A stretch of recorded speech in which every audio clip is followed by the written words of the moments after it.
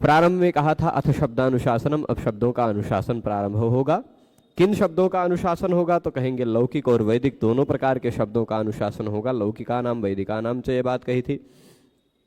अच्छा, ये अनुशासन होगा तो पर कैसे होगा? कथम अनुशासनम, तो कह रहे कैसे होगा तो कह रहे प्रकृत्यादि विभाग कल्पनया, प्रकृति इत्यादि विभाग की कल्पना से सामान्य विशेषवता लक्षणेन वा, सामान्य लक्षण या विशेष लक्षण, सामान्यवता विशेषवता लक्षणेन, दोनों तरह से में से किसी तरह से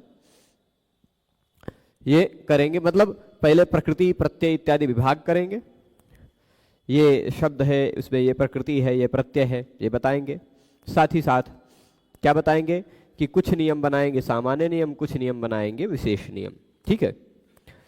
अब किमर्थो वर्णानाम उपदेश, ठीक है भाई, आप शब्दों का अनुशासन करेंगे तो शब्दों के अनुशासन में वर्णों का उपदेश क्यों कर रहे हैं? अ इ उण ऋ इत्यादि में तो उत्तर दिए थे प्रत्याहार के लिए। प्रत्याहार बनाएंगे वर्णों का उपदेश कर करके, संक्षिप्त में प्रत्याहार बनाएंगे और प्रत्याहार लाघव के द्वारा संक्षेप में कम से कम वर्णों में कम से कम शब्दों में शास्त्र की प्रवृत्ति कराने के लिए। ठीक है। प्रत्याहार उसीलिए होते हैं जहां पर वर्णों को बहुत संक्षेप में कह दिया जाता है। अयुण सूत्र देखा था जिसमें अ इ उ इस क्रम से 3 वर्णों का उपदेश किया, अंत में ण को इत संज्ञक के लिए बनाया। किस लिए? प्रत्याहार बनाने के लिए। कौन सा प्रत्याहार बनाने के लिए? तो कहते हैं एक ही वर्ण के साथ अण का ग्रहण होता है। वर्ण रपरहा इत्यादि सूत्रों में ढ्रलों पे पूर्व से दीर्घों अण इत्यादि सूत्रों में जो अण कहा गया है वह इसी अयुण के अ से अण तक का ग्रहण है। ठीक है। अब एक बात इसमें बताई गई थी कि ह्रस्वम अवर्णम प्रयोगे संवृतम, ह्रस्व अवर्ण जो है जो हम बोलते हैं प्रयोग करते हैं अ तो वह संवृत है, मुंह थोड़ा कम खुलता है, परंतु शास्त्र में उसको और दीर्घ प्लुत जो है, ह्रस्व अवर्ण प्रयोग में संवृत है पर दीर्घ और प्लुत जो अवर्ण है वो विवृत है। तब जब दोनों अलग अलग हैं, ह्रस्व अवर्ण संवृत, दीर्घ और प्लुत विवृत, तो ये दोनों एक दूसरे के सवर्ण कैसे होंगे? तीनों, है ना। जब सवर्ण नहीं हो पाएंगे तो कह रहे हैं तेषाम सावर्ण प्रसिद्ध्यर्थम, उन तीनों वर्ण वो तीनों ह्रस्व दीर्घ प्लुत एक दूसरे के सवर्ण है ऐसा प्रसिद्ध करने के लिए यह सकार अकारः इह शास्त्रे विवृतः प्रतिज्ञायते, आकार जो है वह इस शास्त्र में विवृत है ऐसा प्रतिज्ञा कर ली जाती है। कि अ कैसा है तो कहेंगे विवृत है। अच्छा, कैसे पता चला? ठीक है भाई, विवृत ही है, पूरे व्याकरण शास्त्र में अविवृत ही है, लेकिन अंतिम सूत्र अ जो था उसने शास्त्र के अंत में संवृत कर डाला। तो व्याकरण का अंतिम सूत्र कह दिया कि असंवृत है, उससे पहले के सारे सूत्रों ने कहा था, सारे सूत्रों की दृष्टि में विवृत था। ठीक है। अयुण का जो अ है वह विवृत है, लेकिन शास्त्र के अंतिम सूत्र ने संवृत कर डाला, जो और किसी को नहीं पता है लेकिन हम लोगों को तो पता है। व्याकरण के अंतिम सूत्र जो काम कहेगा वह व्याकरण के पहले के सूत्रों को पता नहीं चलेगा, पर हम लोगों को तो पता चलेगा ही, है ना। अब इसके बाद ऋलिक सूत्र में केवल लृ का प्रश्न उठाया था, है यहाँ अकारो विष्णुरुद्दिष्ट अह कृष्ण शंकरो ब्रह्मा शक्र सोमो नीलो नलः सूर्य प्राणो यमः कालो वसंतः प्रणव सुखी इत्यादि बात उ इत्यादि में हमने बताया था पूरा। ऋलिक सूत्र में दिखाया था रि और लि इन दोनों वर्णों का उपदेश करते हैं ऋलिक में। ठीक है। और पूर्वांश अंते ककारमितम करोति प्रत्याहारार्थम, पूर्व में रि और लि इन दोनों वर्णों का उपदेश किया और अंत में क को इत संज्ञक वर्ण के रूप में रखा। अंते ककारमितम करोति, क को इत संज्ञक वर्ण के रूप में रखा। क्यों? तो कह रहे हैं प्रत्याहारार्थम, प्रत्याहार के लिए उस का ग्रहण होता है 3 वर्णों के साथ। अकस्त वर्ण दीर्घा में अ के साथ ग्रहण दिखाई पड़ रहा है, इको गुण वृद्धि में ई के साथ ग्रहण दिखाई पड़ रहा है इक, और उगितश्च में उ के साथ उक बन गया। अक इक उक, ये 3 प्रत्याहार ऋलिक के का से बनते हैं। ठीक है। तो कुल मिलाकर 4 प्रत्याहार भी हमने अब तक जाना। अब ये सारी बातें बताई थी। हाँ देखिए, लकार जो है ना ऋलिक में लृ, वह लृ क्यों है? तो उसके कई प्रयोजन बताते हैं। मुख्य रूप से आकार इत्यादि जितने भी वर्ण हैं, अकारादयो वर्णाः प्रचुर प्रयोग विषयाः, आकार इत्यादि जितने भी वर्ण हैं उनका बहुत प्रयोग होता है। प्रचुर प्रयोग विषयाः, प्रचुर प्रयोग के वो विषय हैं, लेकिन उनका सुज्ञान उपदेश में प्रयोजन है, क्योंकि उनका अच्छी तरह से ज्ञान हो जाए इसलिए उपदेश किया गया। परंतु लृकार जो है वह क्लिप धातु में ही केवल मिलता है और कहीं मिलता ही नहीं, है ना। और क्लिप में पूर्वत सिद्धम, इससे लत तो असिद्ध है, तो केवल री कहने से ही काम चल जाता, लृ कहने की आवश्यकता नहीं थी। ये बात उठाया था प्रश्न, पर लृ क्यों होना चाहिए, उसके कई प्रयोजन बताए थे। कौन कौन से बताए थे? एक लत्व विधानाद्यानि पराणि अचिकार्याणि, लत्व विधान इत्यादि जो होते हैं री को र को ल कर देते हैं, वो सब लृ के परे रहने पर भी, लृ के स्थान पर भी वो सारे कार्य हो सके, इसलिए। कौन कौन से वो कार्य हैं? तो वो कार्य बताते हैं कि अच्छा, कुमारी ऋतक कुमारी लृतक वाली बात आई थी। किसी कुमारी ने ऋतक बोलने की जगह पर लृतक बोल डाला, तो हम क्या कहेंगे? कुमारी लृतक इति आह, कुमारी ने लृतक कह डाला। अब कुमारी के ई के बाद लृतक का लृ दिखाई पड़ रहा है, तो यहां पर संधि हो सकती है। ये बातें भी इसमें ऋलिक सूत्र में आई थी, है ना। अब इसके बाद कुमारी लृतक संधि हो पा सके तो कृपोरोलह और प्लुत और फिर उसके बाद स्वरित, ये तीन कार्य होने के लिए ऋलिक सूत्र में लृ का ग्रहण है, ठीक है। एओंग सूत्र में बताया था ए ओ इन दोनों वर्णों का उपदेश किया गया और अंत में ग को इत्संज्ञक के रूप में रखा। किस लिए? प्रत्याहार के लिए। उसका ग्रहण केवल एक सूत्र से होता है, एंगी पर रूपम, एक जगह ही केवल ग्रहण होता है, ठीक है। एंगी पर रूपम में एंग एक ही प्रत्याहार बनता है ग के साथ। फिर इसके बाद आई औ सूत्र में देखा था आई औ, ये दोनों वर्णों का उपदेश किया है और पूर्व के भी 7 वर्णों का उपदेश किया ही है। अंत में चकार का इत संज्ञक रखते हैं, चकारम इतम करोति, चकार को इत संज्ञक वर्ण के रूप में रखा है। किस लिए? प्रत्याहारार्थम, प्रत्याहार के लिए। उस प्रत्याहार का ग्रहण होता है 4 वर्णों के साथ, उस च का ग्रहण होता है 4 वर्णों के साथ, 4 प्रत्याहार बनाने के लिए। तो अच में आ के साथ, अच्छा परस्मिन पूर्वविधौ में अकार के साथ, इच एकाचोम प्रत्ययवच्च इसमें इकार के साथ, एचो यवायावह इस सूत्र में एकार के साथ और वृद्धिरादिच इस सूत्र में ऐकार के साथ, है ना। ऐच बनाया।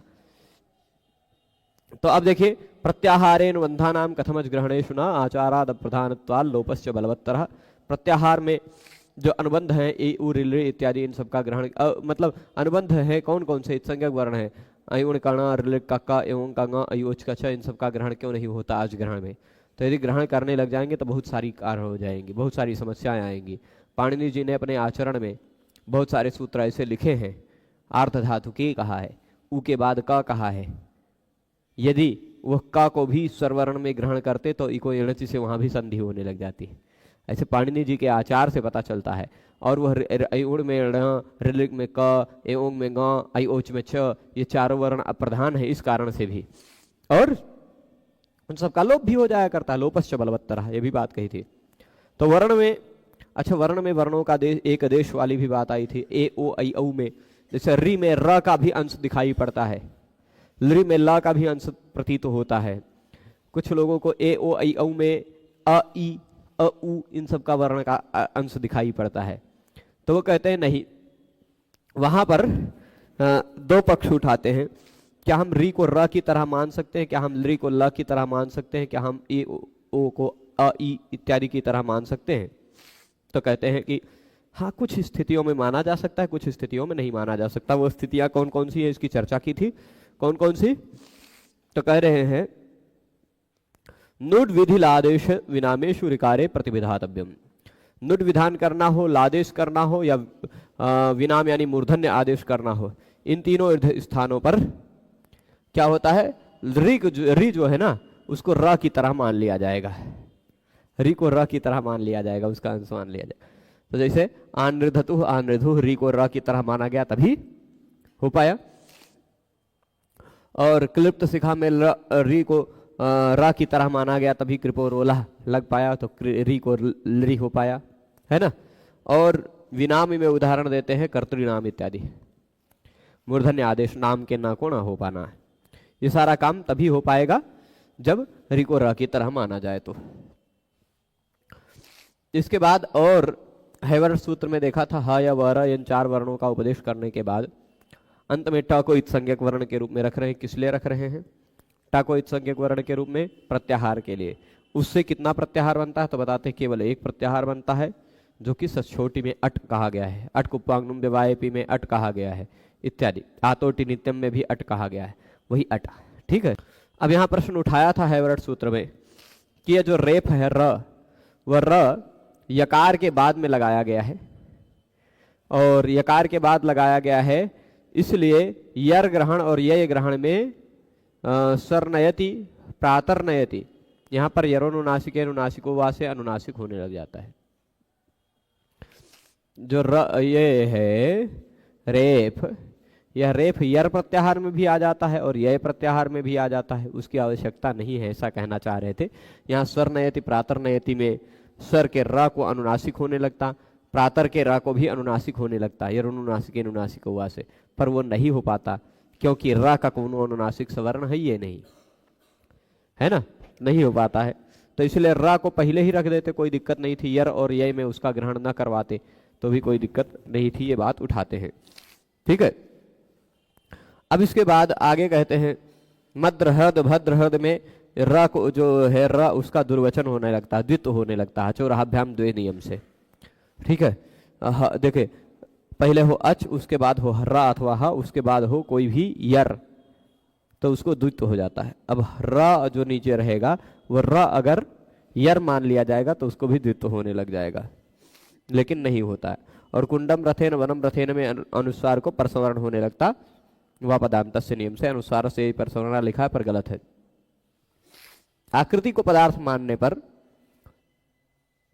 नहीं, आकृति पदार्थ और समुदाय में लक्ष्य में एक ही जगह लक्षण का प्रवृत्ति होती है। लक्ष्य में यानी उदाहरण में एक ही बार सूत्र की प्रवृत्ति होती है, लक्षण यानी सूत्र। इस दर्शन के अनुसार यरोनुनासिक अनुनासिको वा यहाँ अंतरतमो भवती त्येव एतत् प्रवर्तते। अंतरतम जब कोई मिलेगा तभी तो वह नियम लगेगा, जब अंतरतम कोई नहीं मिलेगा, समान वर्ण कोई नहीं मिलेगा तो कैसे आप कर लेंगे कोई आदेश। इसलिए समान वर्ण न मिलने के कारण जो नहीं होता है, जो स्थान और गुण दोनों के आधार पर जो समान होते हैं वही समानता देखी जाती है। र जो है वह किसी भी दृष्टि से अनुनासिक का समान नहीं होता, स्थान और गुण दोनों के आधार पर, इसलिए नहीं होगा, कोई दिक्कत नहीं है। नहीं सुदोषा ये कह करके इस बात की खंडन की थी। ठीक है। और एक बात यहाँ कहा था अट प्रत्याहार के मध्य में द्विसर्ग जिह्वा मूलीय उपधमानीय इन तीनों का भी उपदेश करना है, ये तीनों को भी अट प्रत्याहार का ही वर्ण मान लेना है। ठीक है। उरह केण उरह केण उरह पेण उरह पेण ये तभी सिद्ध हो पाएगा, नहीं तो नहीं हो पाएगा। अट में नहीं मानेंगे तो अट कुप्पांगनम व्यवाय पी से अणत्व नहीं हो पाएगा, नियम ना कोणा नहीं हो पाएगा। फिर उसके बाद यहाँ ये पूर्व पक्ष उत्तर पक्ष ये सारी बातें संस्कृत में हमने पढ़ी है। लर्ण सूत्र में देखा था ल इसे एकमात्र वर्ण का उपदेश लर्ण सूत्र में है, जिसमें उसके बाद अणा के संज्ञक वर्ण के रूप में रखते हैं, किस लिए, प्रत्याहार के लिए। और उसका प्रत्याहार के लिए जिस अणा को कहा गया उसका 3 वर्णों के साथ ग्रहण होता है। अणुदित स्वर्ण से चा प्रत्यय में अण के साथ, इण को में इण के साथ, ई के साथ, अ के साथ, ई के साथ, और फिर उसके बाद ई को यणची में य के साथ, तो यण प्रत्याहार बना। तो इस तरह से अब अण इण में संदेह हो सकता है, इसलिए कह रहे हैं इण ग्रहणानी सर्वाणी परेण रकारेण। इण का जहां भी ग्रहण किया जाएगा वह पर अणा के साथ, लण के अणा के साथ कहा जाएगा, और अण कहा जाएगा तो वह सभी हमेशा पूर्व के अणा के साथ यानी अयुण के अणा के साथ कहा जाएगा। ठीक, अण अयुण के अणा के साथ, और लण कहां, इण लण के अणा के साथ। ठीक है। अब इसके बाद बता रहे हैं अणुदित सवर्ण से चा प्रत्यय एकमात्र सूत्र है जहां पर इत्येतद एकमेव परेण, ये एकमात्र है जहां पर पर अणा के साथ अण जाएगा। ठीक है। अब कह रहे हैं कि इस अण अणुदित सवर्ण से चा प्रत्यय में अण को हम अयुण के अणा से ही ले लेते, अच ग्रहण में ही के लेते। कहते हैं नहीं, क्योंकि अंतस्थ वर्ण जो है यवल ये भी सवर्ण का ग्रहण कराते हैं, तो केवल स्वर वर्ण का ग्रहण, केवल अ ई उ का ग्रहण अण से हम नहीं कर सकते थे। ठीक है। संयंता संवत्सरः यल्लोकम इत्यादि नहीं बन पाता है। ठीक है। अब इसके बाद, ठीक है, अब इसके बाद लकारे तो अनुनासिका प्रतिज्ञायते तेन उरणरपरः इत्यत्र। हाँ, ल में जो अ है, जो हैवरट इत्यादि में जो अ है, हकार इत्यादि में अ है, वो उच्चारण के लिए है ना, अनुबंध नहीं है, संज्ञक नहीं है। परंतु लण में ल के बाद जो अ है वह किस लिए है, अनुनासिक है, ऐसी प्रतिज्ञा कर ली जाती है। नारायण नारायण। जुकाम फिर यात्रा के कारण परेशान करने लगा। चलिए, तो कह रहे हैं लकार में अनुनासिक है ऐसा प्रतिज्ञा कर ली जाती है। अब वर्ण रपरः में तभी अण रपर हो पाएगा, र प्रत्याहार तभी बन पाएगा, है ना। मैंने इसको समझाया था, हैवरट के र से लेकर लण के अ तक एक र प्रत्याहार बन जाता है, जिससे र और ल दोनों वर्णों का ग्रहण हो जाता है। ये बात बताई थी ना। तो इसलिए उरण रपर में प्रत्याहार ग्रहणात् लपरत्वम अपि भवति, लपर भी हो सकता है, नहीं तो नहीं हो सकता था। अब फिर इसके बाद यमगणनम सूत्र देखेंगे। यमगणनम में यमगणन इत्येतान वर्णान उपदिश्य, यमगणन इन 5 वर्णों का उपदेश किया है, और पूर्वांश पूर्व के वर्णों का भी उपदेश किया है। अंते मकारमितम करोति, अंत में म को इत्संज्ञक वर्ण के रूप में रखते हैं। क्यों रखते हैं? प्रत्याहारार्थम, प्रत्याहार के लिए। क्यों? अच्छा, उस म का ग्रहण कितने के साथ होता है? तो कहते हैं 3 वर्णों के साथ ग्रहण होता है। तस्य ग्रहणम भवति त्रिभिः। 3 कौन कौन से? एक पुमः खय्यम परे में अम आ के साथ, हलो यमाम यमिलोपा में या के साथ, और गमो ह्रस्वाद चिगम नित्यम में ग के साथ। ठीक है, 3 के साथ यम गणनम के मां का प्रत्याहार बनाया जाता है। अब कुछ लोगों का मत है कि सभी ये प्रत्याहार जो है, अम है, गम है, यम है, इसको या के साथ ग्रहण कर लीजिए। आए प्रत्याहार बनाइए, ये प्रत्याहार बनाइए, और गए प्रत्याहार बनाइए, मां के साथ मत बनाइए। तो क्यों? तो कहते हैं मकार अनुबंध की आवश्यकता नहीं है। यदि ऐसा करेंगे तो गमो हर्षवाद चिगम नित्यम में झ और भ की आवश्यकता नहीं है। झुट भुट भी आगम होने लग जाता है ना। झभ का भी ग्रहण होने लग जाता, झ भ का भी, गम में झ भ का भी ग्रहण होता। ये बात कह रहे हैं। फिर उसके बाद झभय सूत्र हमने देखा था। झभय में झ और भ इन दोनों वर्णों का उपदेश ही आ गया है, 2 वर्ण, 2, और फिर अंत में या को इत्संज्ञक वर्ण के रूप में रखा है। अच्छा, जब 5वां वर्ण यमगणनम में सभी वर्गों का 5वां वर्ण रख दिया तो झभ घटधस एक सूत्र बना देना था। झभ ही अलग सूत्र क्यों बनाया? क्योंकि कुछ कुछ प्रत्याहार ऐसे हैं जहां पर केवल झ और भा का ही ग्रहण करना है, घा और ढ का ग्रहण नहीं करना है। जैसे अय प्रत्याहार, यय प्रत्याहार है ना, वहां झ और भा का नहीं, ये अम इत्यादि प्रत्याहार जो है, अम गम इत्यादि में झ और भ का ग्रहण नहीं करना है। और कहीं कहीं झ और भ का ग्रहण करना है, पर घ ढ ध का ग्रहण नहीं करना है, अय यय इत्यादियों में, है ना। नहीं, यय खाली बनता है ना। हाँ, यय प्रत्याहार में या ये झ और भ का ग्रहण हो जाए, पर घ और ढ और ध का ग्रहण ना हो सके, इसलिए। ठीक है, झभय एक अलग सूत्र बनाया, उसका ग्रहण होता है एक के साथ, अतो दीर्घो यही, केवल एक ही प्रत्याहार बनता है, यही प्रत्याहार झभय के या के साथ। ठीक है, अब इसके बाद आगे देखिएगा, जब गणदश सूत्र बनेगा, जब गणदश ज ब ग ड द इत्येतान वर्णान उपदिश्य, ज ब ग ड द इन इतने वर्णों का उपदेश किया गया, और पूर्वांश पूर्व के वर्णों का भी। अंते शकारमितम करोति, अंत में श को इत्संज्ञक वर्ण के रूप में रख रहे हैं। क्यों? प्रत्याहारार्थम, प्रत्याहार बनाने के लिए। कौन कौन से प्रत्याहार बनाएंगे? तो तस्य ग्रहणम भवति त्रिभिः, 5 भी। कितने? श है ना जबगणदश, तो उसका षड भी है। जबगणदश के श का 6 प्रत्याहारों को बनाने के लिए ग्रहण होता है। ठीक है, तो अब षड भी, हाँ, तस्य ग्रहणम भवति षड भी। आगे क्या कह रहे हैं? भो भगो अघो पूर्वस्य योशी में य अश के साथ, अ के साथ, हसी च में ह के साथ, नेड वसी कृति में वा के साथ, झलाम जस झसी में ज और झ दोनों के साथ, और एकाचो बशो भस झसंत से सुधो में ब के साथ। तो बस, जस, झस, वश, हश, अश, ये इतने प्रत्याहार बनते हैं। ठीक है, और ख फ छ ठ थ च ट तव सूत्र हमने फिर देखा था, ख फ छ ठ थ च ट तव। ठीक है, ये इतने प्रत्याहार इस सूत्र में वह है एक इत्संज्ञक वर्ण। बाकी कुछ वर्ण रखे हैं, किस लिए? कुछ वर्णों का ग्रहण किया, उन कुछ वर्णों का ग्रहण करने के बाद उन कुछ वर्णों के साथ ही साथ क्या रखा? उन कुछ वर्णों के साथ फिर वह को इत्संज्ञक के रूप में रखा। ख फ छ ठ थ च ट त, इतने 8 वर्णों का उपदेश करने के बाद अंत में वह को इत्संज्ञक के रूप में रखा है। क्यों? प्रत्याहार के लिए उसका एक ही प्रत्याहार बनता है, छव प्रत्याहार, नस छब्बे प्रशांत सूत्र में है। ठीक, तो खभक ग्रहणम उत्तरार्थम, खभक ग्रहण उत्तर के यानी कपय के य के साथ उसका ग्रहण हो सके, इसलिए खभक ग्रहण भी यहाँ कर लिया गया है। ठीक है, तो अब आगे खभक ग्रहणम उत्तरार्थम, खभक ग्रहण जो है वह उत्तरार्ध है। ठीक है, आगे क्या कह रहे हैं। हाँ, ये हो गई थी, 6 प्रत्याहार बना है। यहाँ कपय अगला सूत्र है, अंतिम, जो अंतिम से पहले वाला कपय, शशर हल, शशर और हल, ये 2 सूत्र और बचे। हाँ हाँ, क प इन दोनों वर्णों का उपदेश किया और पूर्व के वर्णों का भी उपदेश किया। अंत में या को इत संज्ञक वर्ण के रूप में रख रहे हैं, क्यों? प्रत्याहार के लिए। उसका ग्रहण होता है 4 प्रत्याहार, 4 वर्णों के साथ। अनुस्वारस यही परसवर्ण में अनुसया के साथ, मय उयो वो वा में माँ के साथ, और झयो होन्य तरस्याम में झय के झ के साथ, और पुमा खय्यम परे में ख के साथ। ये 4 प्रत्याहार इससे बनते हैं कपय के या के साथ।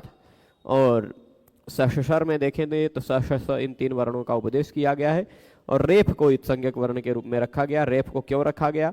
यरो नुनासिके नुनासिकों में या के साथ उसका प्रत्याहार बन सके, झरो झरी सवर्ण में झ के साथ झर प्रत्याहार बन सके, खरी च में ख के साथ खर प्रत्याहार बन सके, और अभ्यास चर्च में च के साथ चर प्रत्याहार बन सके, और शर पूर्वाख्या में शर के श के साथ शर प्रत्याहार बन सके।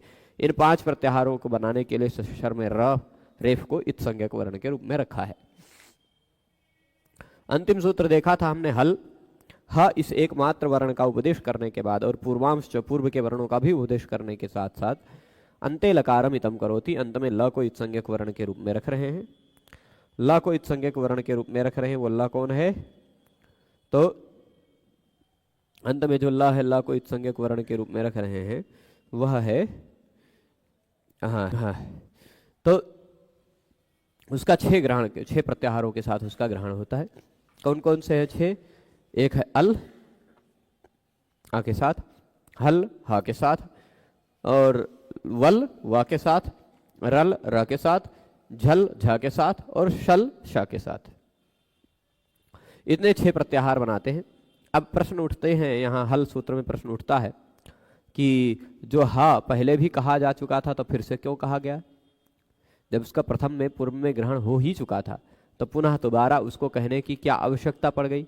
दोबारा नहीं कहते तो क्या दिक्कत हो जाती है ना? ये प्रश्न उठता है। तो इसका उत्तर देते हैं कि नहीं भाई, यदि नहीं कहते दोबारा तो ये वल प्रत्याहार में, रल प्रत्याहार में, झल प्रत्याहार में और शल प्रत्याहार में, इन चारों में ह नहीं आ पाता है ना। हल सूत्र नहीं होता तो इन चारों में नहीं आता। अल और हल में तो किसी तरह आ भी जाता। यद्यपि अल प्रत्याहार या हल प्रत्याहार अर और हर प्रत्याहार होता और उसमें ह आ रहा होता, पर ये वल रल झल शल नहीं होते। वर रर झर शर ऐसा प्रत्याहार होता जिसमें ह नहीं आ रहा होता है ना। तो ह ग्रहण करने के लिए ये दोबारा ह कहा गया, और उससे ये 4 उदाहरण सिद्ध होते हैं। रल में होने के कारण स्नेह इत्यादि धातुओं में स्नेहित्वा स्नेहित्वा इत्यादि सही रूप बन पाएंगे, विकल्प से हो जाता कित। और शल में हा का ग्रहण होने के कारण लिह धातु से अलिक्षत, दुह धातु से अधुक्षत इत्यादि रूप बन पाते हैं। यदि शल में हा नहीं होता तो अलिक्षत इत्यादि रूप नहीं बनता, अलेहित इत्यादि कुछ रूप बनता। तो रुधिही स्वपिही में यदि हा का ग्रहण होता है वल में हा है तभी रुधिही स्वपिही बन पाता है, नहीं तो रुद्धि स्वप्ही ऐसा कुछ बनता, इट आगम नहीं हो पाता। और अदागधाम में स का लोप नहीं हो पाता, अदाह स्ताम ऐसा कुछ रूप बनता, अदाघ स्ताम ऐसा कुछ या अलग विचित्र ढंग का कुछ रूप बनता। इसलिए झल के ग्रहण में हा का भी ग्रहण आवश्यक है। ठीक है, अब यदि ऐसी बात है तो हैवरट में क्यों जरूरत है हा की?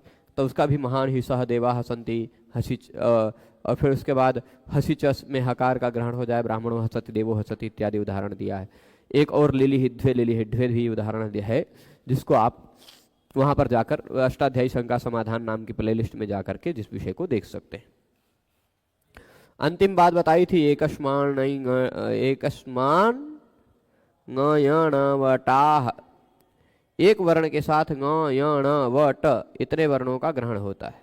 ठीक, एक वर्ण के साथ इतने वर्णों को मिला करके प्रत्याहार एक एक प्रत्याहार बनता है।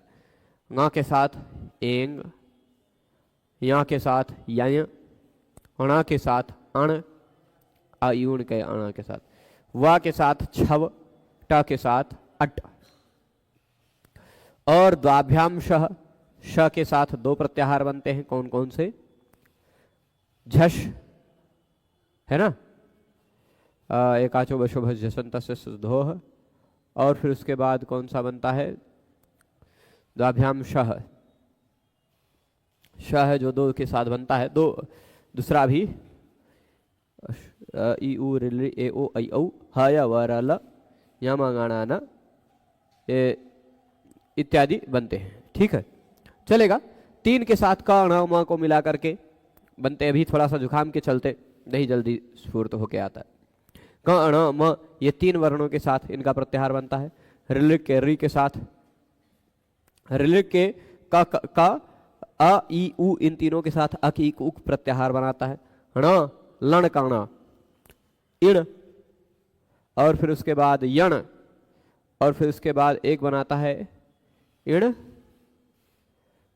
अण, अण भी बनाता है। अण इण यण, ये तीन प्रत्याहार बनता है। म के साथ भी, यम गणनम के म के साथ भी तीन प्रत्याहार बनता है। अम, यम और गम, है ना, ये तीन प्रत्याहार उसके साथ भी बने हैं। गेयौ चयौ चतुर्भ्याः, च और या चार के साथ बनते हैं। च का अच, इच, एच, ऐच, या के साथ भी चार बनता है। हाँ, या खय इत्यादि चार प्रत्याहार बनते हैं। रह पंचभ्याः, रेफ के साथ पांच प्रत्याहार बनते हैं। जुकाम फिर से प्रभावशाली होने लगा, अभी 1 घंटे पहले तक नहीं था। रह पंचभ्याः, र जो है वो 5 वर्णों के साथ, सशहर का र 5 प्रत्याहार बनाता है ना, खर, शर, यर इत्यादि। और श और ल, जब गड़दश का श और हल का ल, ये 6 प्रत्याहार बनाते हैं। कुल मिलाकर इन इस तरह जोड़ने पर 41 प्रत्याहार हो गया। र प्रत्याहार को मिलाइए तो 42 हो जाएगा। ये सारी बातें हमने कल जानी थी। और इसको याद करने के लिए यदि आपके पास हरे कलर की एक अष्टाध्यायी हो तो एक श्लोक और होगा, उसमें दिया होगा, मैं लिख देता हूं। इसको थोड़ा सा बड़ा करता हूं जिससे यहां जगह मिल जाए। एकम त्रीणि पुनश्चैकम चत्वार्येकम, ऐसा कहीं मिलेगा श्लोक? देखिएगा, हाँ यहाँ देखिएगा, ये श्लोक भी याद रख सकते हैं। एकम त्रीणि पुनश्चैकम चत्वार्येकम, कहां तक पहुंच गए? आई उण काणा से एक प्रत्याहार बनता है। ऋलिक के क से 3 प्रत्याहार बनता है। ए ओं के ग के से एक प्रत्याहार बनता है। ठीक है, और आई औच के च से, आई औच के च से कितने प्रत्याहार बनते हैं? 4। और फिर हैवरट के ट से एक ही प्रत्याहार बनता है। अब लण के हणा से फिर से 3 प्रत्याहार बनते हैं। चत्वार्येकम त्रयं चतुः, शायद त्रयम त्रयम है ना, चत्वार्येकम त्रयम, 1 मिनट, लण के बाद यमगणनम म के साथ, हाँ ऐसा भी इसलिए चतुः भी मिलता है। श्लोक में त्रयम त्रयम है कि त्रयम चतुः है, देख लीजिए। त्रयम त्रयम, 2 बार त्रयम है, मुझे चतुः ध्यान में आ रहा था। हाँ, वो चतुः उणादि वाला मिलाने के कारण चतुः हो जाता है, चलेगा फिर भी। त्रयम त्रयम, मुझे दिखाइएगा श्लोक, क्योंकि एकम त्रीणि पुनश्चैकम चत्वार्येकम त्रयम त्रयम एकम द्वे षट् तथैवैकम, है ना। चतुः पंच षडे, चतुः पंच, पंच पंच षडे, वही सभी हमने समझ। चलिए ठीक है, फिर क्या कहा? एकम द्वे षट् तथैवैकम, एकम द्वे षट् तथैवैकम, पंच पंच पंच षडेव नहीं, चतुः पंच षडेव, तो ऐसा लिखा होगा, है ना, चतुः पंच षडेव। चलिए, चतुः पंच षडेव, ये श्लोक है। अब इससे पता चला कि अयुण के अयुण के ण के साथ एक प्रत्याहार केवल बन सकता है। ऋलिक के क से 3 प्रत्याहार बनाया है। एवं के ग से केवल फिर से एक ही प्रत्याहार बना है। अयोच के च से 4 प्रत्याहार बना है। लण के ण से एक ही प्रत्याहार बना है। नहीं, हैवरट के टा से, हैवरट के टा से एक ही प्रत्याहार बना है, लन के णा से 3 प्रत्याहार बना है ना, और लन के णा से 3 ही प्रत्याहार बना है ना। यमगणनम के म से 3 है, एक विकल्प और भी मिलता है चतुः, या तो 4 भी मानते हैं, ठीक है। वो कौन सा है?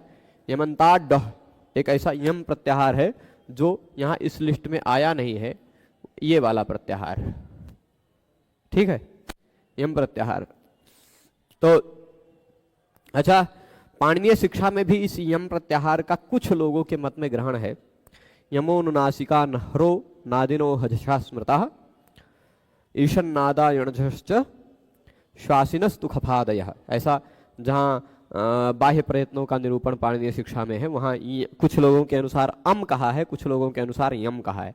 तो वह यम प्रत्याहार भी एक यमगणनम के म के साथ बनता है, पर पाणिनि जी ने अपने मूल सूत्रों में उसका ग्रहण नहीं किया है, मूल सूत्रों में 3 ही है, ठीक है। अथवा इसीलिए श्लोक मुझे, ये जो कारिका करह मुझे मैंने याद किया था, उसमें चतुः है, ठीक है। चलिए, यमगणनम झभय के यहाँ के साथ एक ही प्रत्याहार, घढ़धश के श के साथ 2, ठीक है। तो घढ़धश के श के साथ 2, फिर जबगढ़दश श के साथ 6, फिर खफ जबगढ़दश खफ झठदश चटतव के व के साथ एक ही प्रत्याहार, कपय के य के साथ 4, और शशर के र के साथ 5, और फिर उसके बाद हल के ल के साथ 6। ये कुल मिलाकर प्रत्याहार बनते हैं। ये श्लोक भी आप याद करके जान सकते हैं, है ना। तो कुल मिलाकर गिनिएगा, 1 3 हो गया 4, फिर 1 5, 4 9, 1 10, 3 13, 3 16, है ना, 1 17, 2 19, 6 25, 1 26, 4 30, 5 35 और 6 41, कुल 41 हुआ। इसको भी यदि चतुः माना जाए तो 42, और फिर इसके बाद यदि इसमें र एक और प्रत्याहार जोड़ा जाए, र प्रत्याहार, तो 43, ठीक है। ये बातें हो गई। अब इसके इतनी बातों को हमने जाना है, कुल मिलाकर 14 माहेश्वर सूत्रों को जाना। 14 माहेश्वर सूत्रों में कितने वर्ण हैं, कुल मिलाकर कितने वर्ण अभी तक आपने जाने, कितने वर्ण है 14 माहेश्वर सूत्रों में कुल मिलाकर? तो कुल मिलाकर के वर्ण हैं 43, लेकिन इसमें ह 2 बार है, तो एक बार घटा दिया जाए तो कुल हो जाएंगे वर्ण 42, ठीक है। ये संस्कृत की मूल वर्णमाला में कुल वर्ण 42 है, जिनमें से हैं 9 स्वर वर्ण, ठीक, 9 स्वर वर्ण है, और बाकी बचे 33 व्यंजन वर्ण है, ठीक है। तो ये बातें महत्वपूर्ण हमें जानी। कुल मिलाकर इत संज्ञक वर्ण कितने हैं व्याकरण में? तो कुल मिलाकर इत संज्ञक वर्ण इन 14 माहेश्वर सूत्रों में 15 है ना, 15 इत संज्ञक वर्ण है, 14 सूत्रों के अंतिम अक्षर और लण का अ, ठीक है। तो ये कुछ महत्वपूर्ण तथ्य हमने जाने इस माहेश्वर सूत्र के बारे में। 14 हैं। अब हाँ, ये बातें हो गई थी। अब काशिका वृत्ति में प्रथम अध्याय में प्रथम पाद यहां से शुरू होगा, जहां पर हम लोग वृद्धिरादैच सूत्र पढ़ेंगे। और वृद्धिरादैच सूत्र में क्या क्या कार्य हो सकता है, वृद्धिरादैच सूत्र क्या कहता है, आप लोगों को ये समझने में आएगा। कल से मूल रूप से जो व्याकरण के सूत्र हैं वह शुरू होंगे।